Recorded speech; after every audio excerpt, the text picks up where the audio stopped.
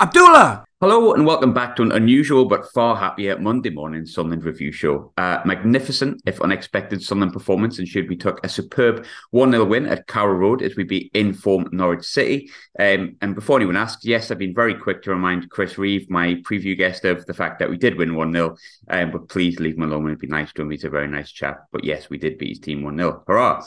As always, I am joined by two people this week, which is not actually as always. That's actually quite unusual these days. Since he's had the past few weeks off, I'll come to him last. So first and foremost, Dave, how are you doing? Are you all right? Yeah, very well, mate. And to be honest, I think we've, no disrespect to Ross or that other guy that we sometimes have on, but apparently people have absolutely loved the two-man show. So watch out, boys, yeah. It's basically 2 girls, 1 cup, isn't it? 2 boys, 1 cup. The friendly cup. The friendly cup. Yeah, we were all on the same page. So pleased you were.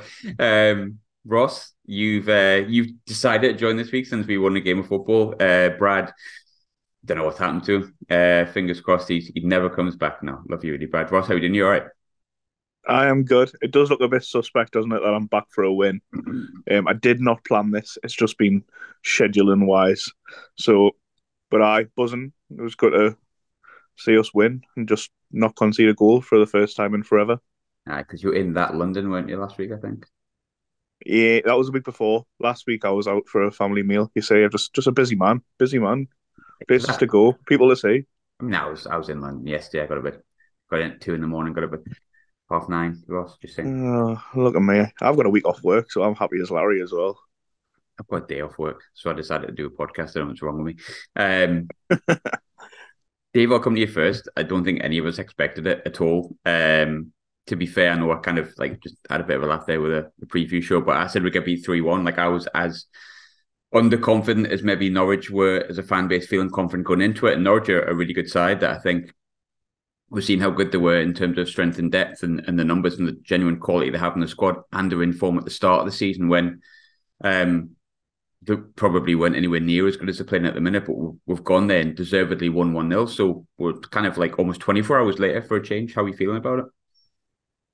Yeah, I was actually up in the northeast, typical when we're playing away from home. But with were you playing away from home? Not quite. But I watched it with family, which was quite nice. And yeah, I said my uncle had turned around and said this is going to be a tough game today. Which I don't think it was any less tough, but I did say it. I was like, listen, this is just the Sunderland way, isn't it? I think you tweeted it as well. When you least expect it, we turn up and we put something in, and it was a little bit of an old school performance yesterday. I guess we're so used to being good and fluid on the ball, and in spells we were yesterday. However, I think the bit for me, and I absolutely hate to see it, and he's been dining out on it since last night anyway, but Bowers and these clean sheets in a game like that where, it is backs to the wall for quite a bit of it. It's nice. It's nice to see, well, considering we haven't got a lot of men in this team, shall we say, a lot of young lads, the likes of Luke O'Nien, who I think made ultimately the massive difference yesterday. Luke O'Nien, Danny Bart, Ballard, special mentions too. But the way that we threw ourselves in front of the ball to protect Pato was immense. So a different kind of performance, battling qualities. But yeah, very much enjoyed it. And especially enjoyed the end result. I know what you mean with that, with the performance. It was we've got a lot of young boys in the team, and there's been negatives that have came with that as recently as last week, where I felt it really stunted us. But yesterday was a proper man's performance, which I think will do a lot of them an absolute world of good. And, don't get me wrong, the likes of, I know Dan Ballard's 22, but look, he looks like he's about 40 with a 12-year-old's face. He's massive. So I'm going to class Dan Ballard as a man. I certainly wouldn't call him anything less to his face. Danny Bart, obviously vastly experienced. Luke O'Nien now coming in at 27, 28. So a couple of experienced players on there, but I think for the young lads, like the ones that really stuck out, which I'm sure we'll come into, like Mishu, Abdullah Bar, literally young kids. We'll come on to Geltart as well, who I thought had a good performance in many ways. But all young lads, that's probably going to do them the world of good that they won a game by not just playing like super pretty football, by just getting in the way stuff, winning second balls, winning loose balls. And I think, I can't remember which podcast I said this on. I don't think actually it was this one. It was one of the other ones to do. But you can tend to tell if you're going to put in a good performance by how many loose balls you win in the first 15, 20 minutes, how many second balls you win in, because I think that tends to be about desire as opposed to quality. And I think we won the majority of them for the first 45 yesterday. Second half, difficult, obviously, or more difficult because of the quality players they can bring on. But I think a lot of the first 20, 25 minutes, first 45, the fact that we won so many loose balls was all about desire. And I think when I questioned last week why they're just down tools in the Stoke defeat, they did the exact opposite last week. And last week was probably the most negative we've been. It's definitely the most drunk I've been. But when it comes to what we've said a lot of times this season, it's all about the response. And it was starting to worry me a bit that we'd lost to Rotherham, we'd lost to Coventry, we'd lost to Stoke, and the Stoke game, the kind of attitude wasn't perfect for me. The tools were down a little bit. But as they've done almost every time this season, it doesn't seem to be long before those tools are picked right back up and kind of used as weapons almost, and really respond really, really well. And I have to just keep giving credit to, in this sense, this week, the management and the team, because it's exactly the kind of performance I probably would have wanted. I didn't necessarily want us to go and play amazing, pretty football where, and don't get me wrong, we did, but like, the Reading performance where we just looked great on the ball, because I think sometimes you need grit and determination, and you need everything to win games at places like Norwich and Carrow Road. And I felt we did that yesterday. I thought yesterday was the perfect performance and the perfect response to all the results we've had recently in the performances. But Ross, I'll stop waffling, mate. How do you feel about it? I pretty much similar. Like, it was a proper response, wasn't it? It's kind of what we required. Everybody was really annoyed at the manner of the defeat to Stoke. It wasn't because they were amazing or swashbuckling. It was, they just wanted it more times, in my opinion. And it was good to see the players battling for everything. The intensity was back. The high press was back from the first half. For Gelhardt and Barr was so much closer together, which made a huge difference. I think as good as Ahmad is, he can't play that role in the middle. He always drifts out wide. So having a presence closer to Gelhardt, obviously, it made him look much better as well, because he needs someone around him. He's not a player that can hold it up on his own. He's one who can play it off. I thought tactically, Mowbray was very good yesterday, and he's been given a lot of crap for the way he exposed Daniel against Stoke by playing him on his own in centre midfield, basically. But yesterday, he made it really good on the ball, went basically 4-4-2, old school, yet out of possession. To me, it looked quite clear that O'Nien went in and narrow as a left-sided centre-half, and Clark became a left wing-back, essentially, which then also helped us just sit a low block when the pressure was on us, and it really enabled us to get on the counter-attack. So he had the freedom to go forward. O'Nien just covered the left-hand side, and then Roberts as well on the right-hand side didn't have to be a wing-back because Hume was there, but he could bring the ball out, and that was our way out up until I'd say about 65 minutes, 70 minutes when they made the changes, and it did really become a backs against the wall job. I thought Clark looked really good yesterday. He just, I don't know what it is. I think he just, like I say, so many players just stuck the chest out and went, right, we need to show what we're about and how we can battle for this. And it was just a good proper away performance. Okay, we had to put a lot of last minute blocks in, which we'd prefer not to do. They got too much time on the ball, I think, especially the last 20. That could also be tiredness and fatigue coming into it. The way Norwich do play a very expansive football, they keep a ball a lot. Mowbray's interview with Sky was brilliant after, if you haven't seen it. He went so in depth. He probably went a bit too in depth, giving away how to play against us. So Sheffield United will be buzzing with that for Wednesday. But I think he got it spot on yesterday. And the only thing I got a bit worried was with his subs, because he took Michu off and Neil was there on a yellow card. But in the end, we got 3 points, and if we took our chances, you'd say it probably would have been a lot clearer by half time. I know what you mean about the subs. I felt the same because Daniel was booked, and I was expecting Daniel to kind of do that thing where he loses the ball on the edge of his own D and just wallops a lad to stop him getting anywhere. But I think in the end, when you look at the game, the subs were actually perfect. Questioning them at the time, but he got them spot on. In terms of the performances that were there's a few ones that I wanted to pick out directly, Dave. So I'll come to you with it. Because I think it was probably outside of the goal and the fact we won the talking point of the game. Certainly if you're on TikTok these days, it seems. But Luke O'Nien came back into the team, played at left back. It's not where he's played that often. He's played at right back quite a bit. He's played in midfield. He's played a lot of games at centre half, especially this season. But he came in at left back because Serkin's injured and Alessi's done for the season. So you've got like the only option really is Luke O'Nien because he'll play wherever you ask him to. Essentially, I don't think left back's his best position. I think it's centre half, but just his presence in the team, the ability to like noise people up and show a bit of experience, I think we've missed massively in those games that were played recently against Coventry, especially, and then also against Stoke, especially. I know we came on second half, but I mean, But I think O'Nien's presence in the team was massive yesterday. And I think it was like summed up by the fact that he gave Jacob Sorensen a lovely little peck on the face. Hilarious, but at the same time, it's everything O'Nien's about. And I think he deserves credit for what he brings to the team, both on the pitch and both mentality, Dave, doesn't he? Yeah, but mentality-wise, a little bit street-wise. Listen, he's one of the seniors in there nowadays. And you can tell the school in which he's come from. You can tell he was at a Wycombe Wanderers.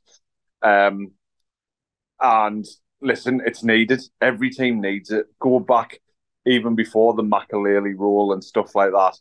Robbie Savage made a career out of it. I absolutely hate him. Pantomime villain. But he did a job for the team to allow the flair players, the creative players to do what they need to do. I always struggle to have him centre midfield just because I think the game passes him by a little bit. Special mention to Dan Neil yesterday. I think that was probably a little tactic from Tony Mowbray to play him as a slightly different midfielder yesterday. And kudos to him. The amount of blocks he made on the edge of the box was phenomenal. Luke O'Nien, listen, like I've said many times this season already, I always thought he was a limited footballer, but he just seems to get better and better. Not just attitude-wise, not just shithousery-wise, but in terms of actual technique. And listen, he deserves his place in and around the team, definitely deserves his place in the squad. And I think yesterday would have been a lot more difficult without him. And there's plenty of people that need kudos for yesterday. But I especially think O'Nien probably made a huge, huge difference. Yeah, he really did. I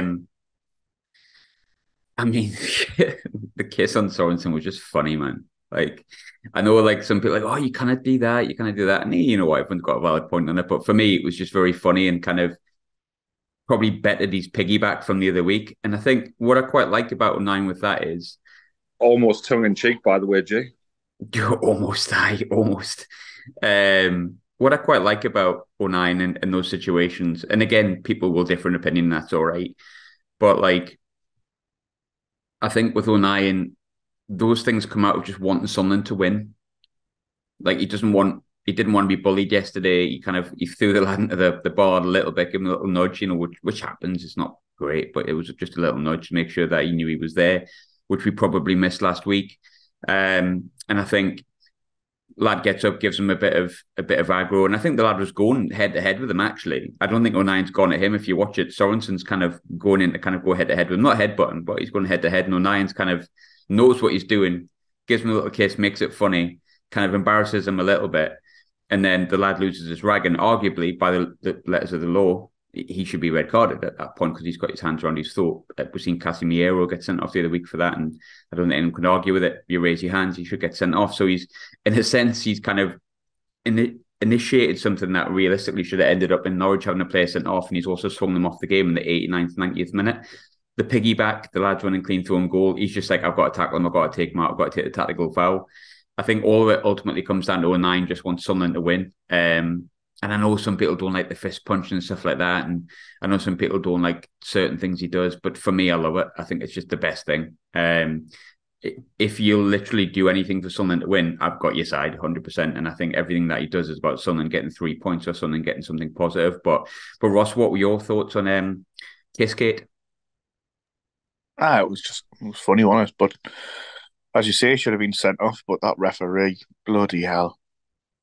I know we can always blame referees when we don't get points, but we got 3 points, and I'm still going to call it out. He was absolutely horrific for both teams. It was like he'd won a competition. He didn't have a clue, and I can't even just pinpoint one like major thing that he got wrong, because he just the little things like the niggly fouls that he didn't give, and then even for Norwich, like Ekwa clearly made a bad challenge, and they got in on. They had a real chance to go 2v2 at the back, and he just pulled it back and boot Ekwa past the halfway line, and that was like for us. And you're watching that, and you're thinking, has he ever refereed a game of football before? Aye, it was bad, really bad. And then 6 minutes, might as well just put up until Norwich score. Well, it went into 8 minutes. I think as people know, I was in London yesterday, so I was like kind of cheekily watching the stream, shall we say, of the match on the side, and I was a little bit behind, and I'm thinking, right, it's got to be over now, and you still hadn't like messaged in the group chat, and it was at 97, and I was like, just blow the whistle, like. But I think you're right in what you're saying. We got to a point where we were like almost like steadfast, not going to be discussing referees, but now we end up doing it every week. But I think it's right to bring it up this week because it's not just when we get beat, it's also when we win. That referee was awful.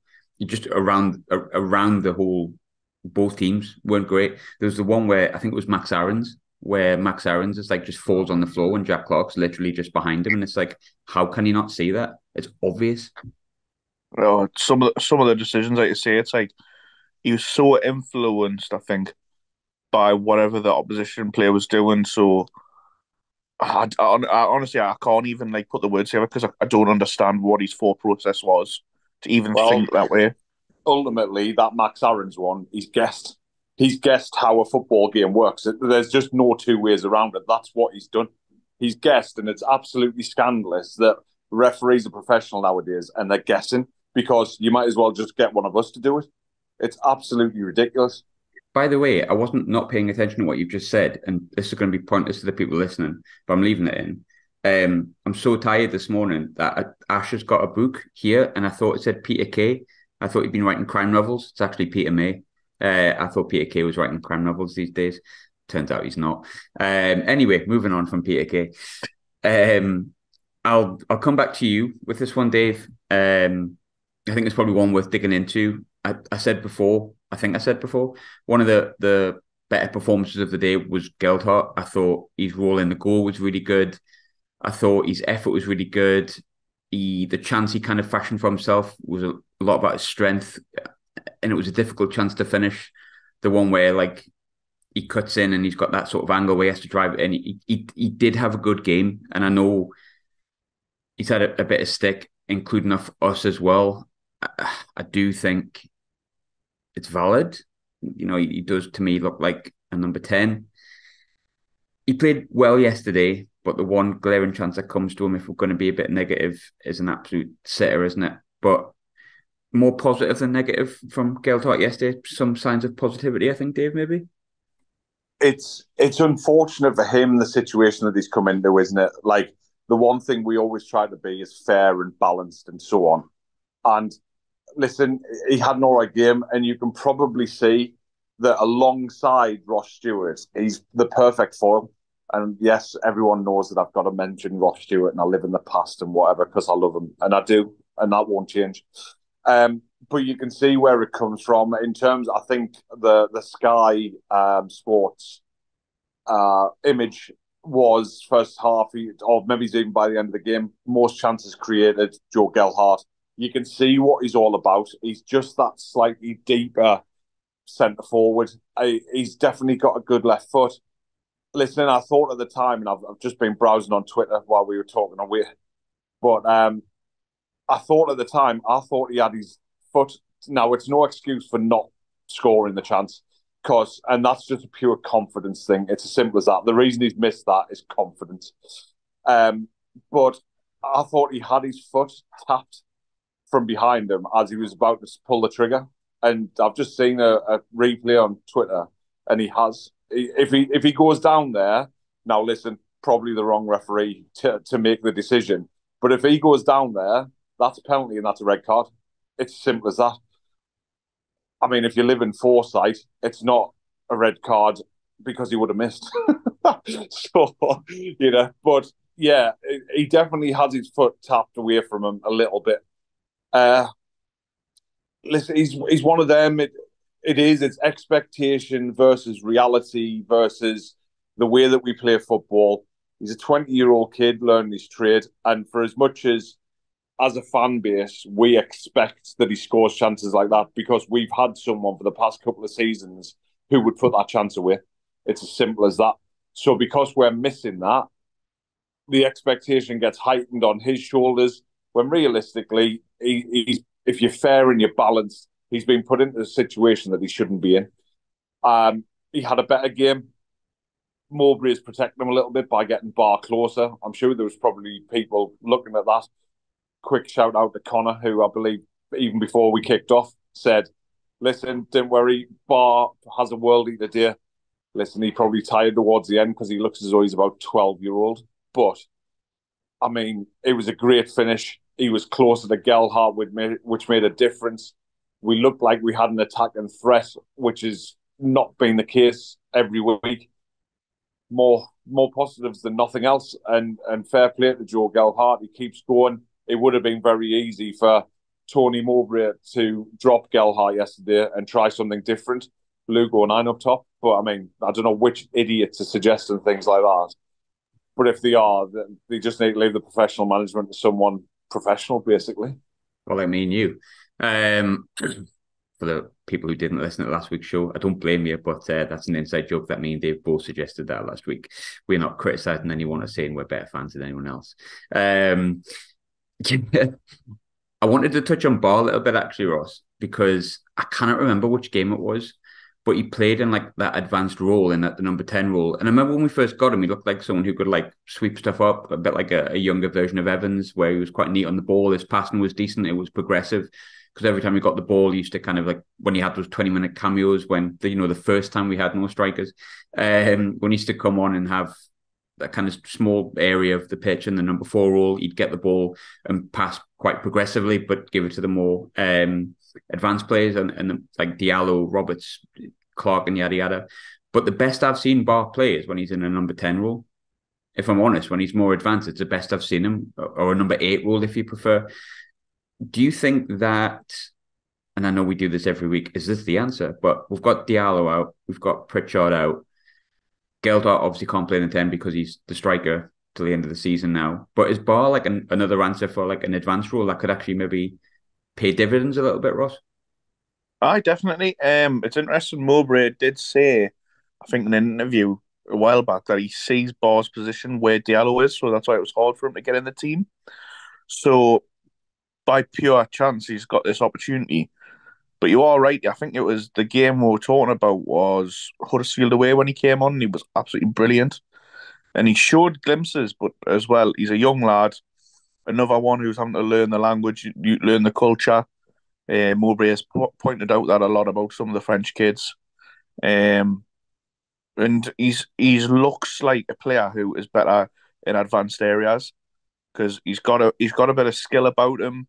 He can glide past players. He's not quick, but he just seems to have like his long legs just seem to get past everyone a bit. I don't know how it is, but it just looks that way. And to be fair, the one criticism I'd had before yesterday was every time he looked like he had a shot, it was powder puff. And then yesterday he picks it up on the edge of the box, and it's an unbelievable finish for his left foot. I don't know if he is left footed or not, but it was an absolutely brilliant finish. And what I loved about it, like you say, the tactical switch that he made, he got so much closer to Gelhardt. But they played some brilliant bits of play without wide with Clark and Roberts as well.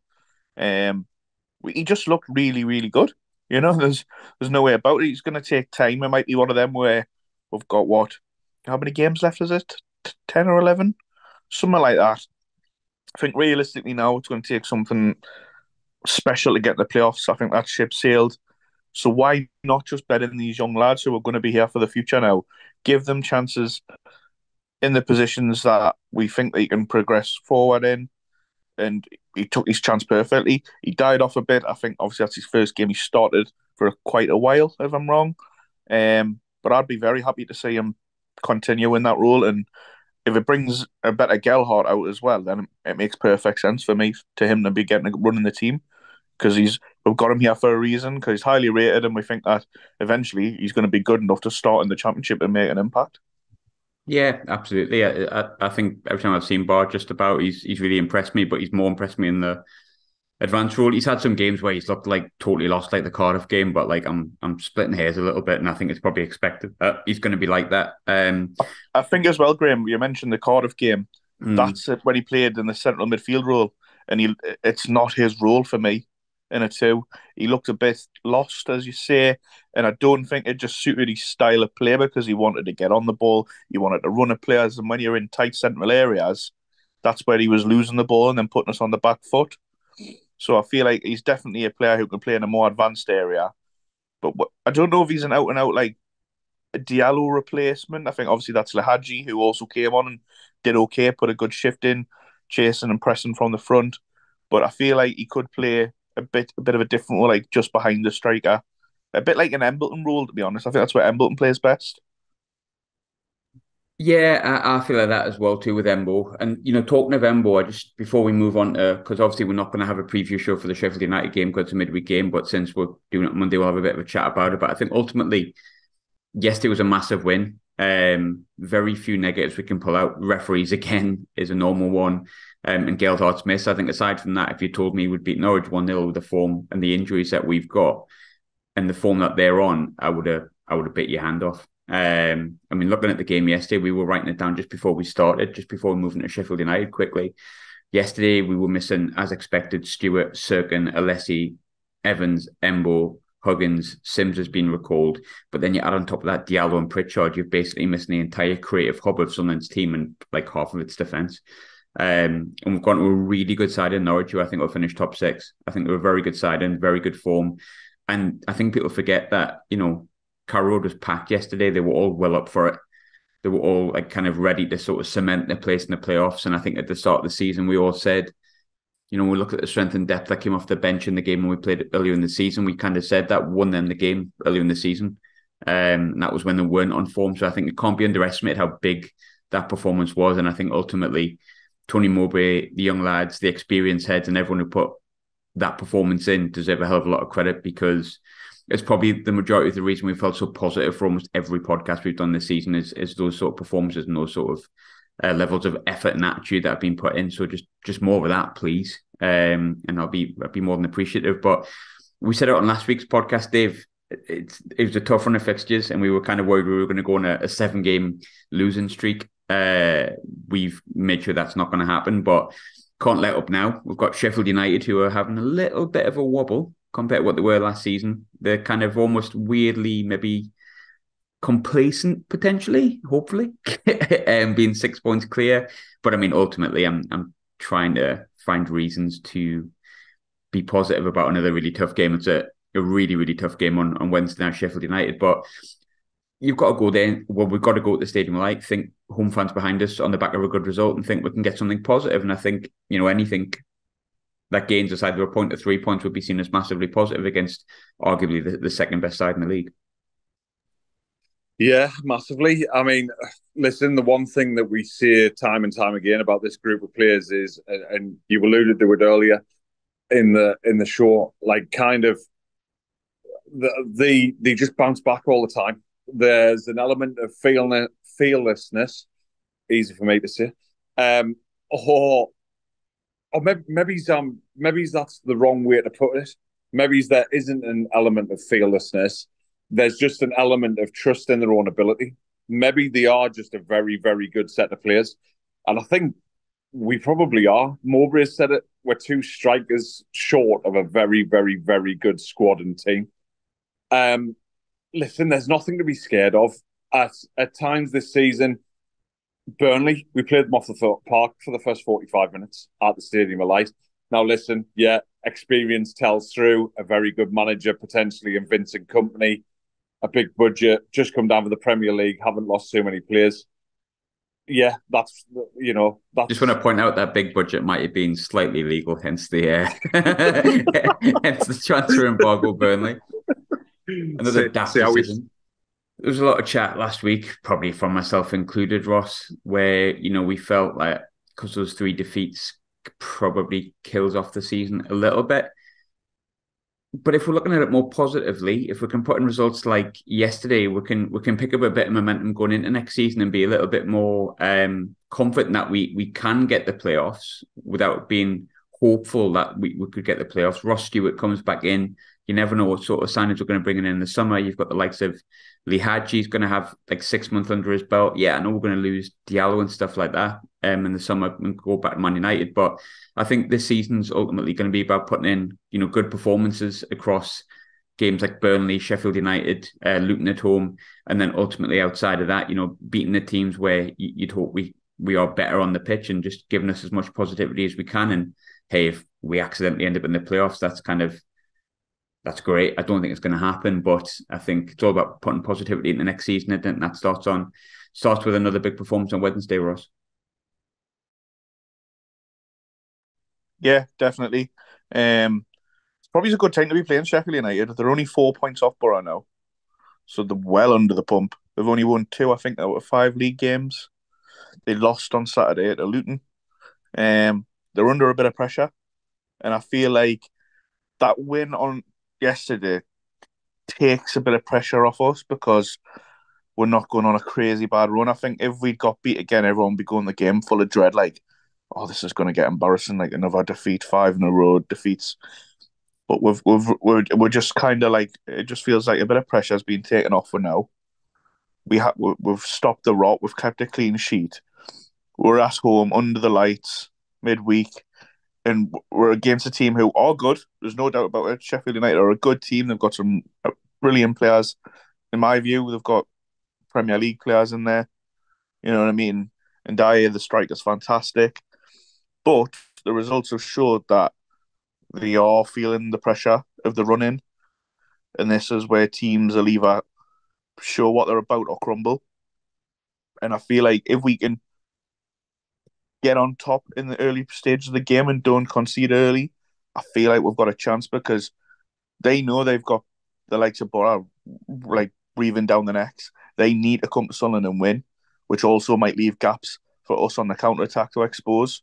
If we play like we did yesterday with Roberts and Clark and Barr and Gelhardt on the turn very quickly, I feel like it's a game that we can definitely compete in. Like, even with 10 men at their place, I thought we were really good. And if you think that was with 10 men, if we had 11v11 on that day, I don't think we get beat. Of course, we had a striker then. We had 2. Dizzy Heights. But I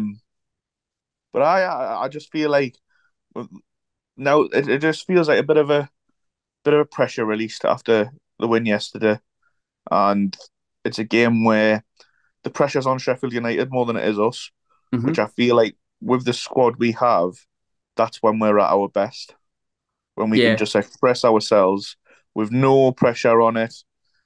Like the Alex Neil homecoming, I think, added a bit more pressure to our players, and you could tell. It felt like a game we had to win. And it just, obviously that wasn't the reason we got beat. We got beat because we were shite and we crumbled. But I feel like just the whole atmosphere in the place will be better on Wednesday. And I just hope we can back up what we did yesterday because it was positive. But if we then go and get tonked again at home, then it kills it a bit, doesn't it? It kills the feel-good factor that we got back. And our home form has been a bit dodgy this season, and that's one thing we need to pick up on. It's got better than it was at the start, but I tell you one thing I've just noticed here with Sheffield United, just really quickly, I actually didn't think they were in the kind of run of form they were. They've lost 4 of the last 6, and their last 4 games have all ended up 1-0 either way. So it seems like every game's nip and tuck. So I think me and Chris in the preview show spoke about it and said how important the first goal was on Sunday, and he said if we get it, you never know what might happen, and end up where we did, and it became something to defend, and it allowed us to be a bit more on the counter attack because we could kind of sit back a little bit, expect them to come at us, and then that's where we got the majority of our chances was hitting them on the break, and that's what made it look like a different kind of win to what we would normally get. But I think with Sheffield United, like you say, the pressure's all on them. If we get beat off Sheffield United, hey, they're a good side. They've shown that all season. They've got probably one of the best strikers in the league as well, and Dye. We've got a lot of good Premier League players in that squad as well, but pressure's massively on them. If we lose, we just move on to Saturday. We don't want to lose, obviously, but then there's another game to quickly get over it, another home game as well. Another tough game, but another game. Sheffield United lose, they're suddenly like Middlesbrough, like almost level on points with them if Borough win. So, yeah, I think, it's another total free hit on Wednesday, and I wouldn't say I'm confident, but I'm positive heading into it, and that's all because of the performance the boys put in yesterday. But Dave, Ross, I'll leave it there and get this out so people can listen to a bit of positivity rather than last week's drunken mumbles. But appreciate you coming on, Ross. Thanks for taking time out of your busy schedule. Always a pleasure. Twat. Always a pleasure.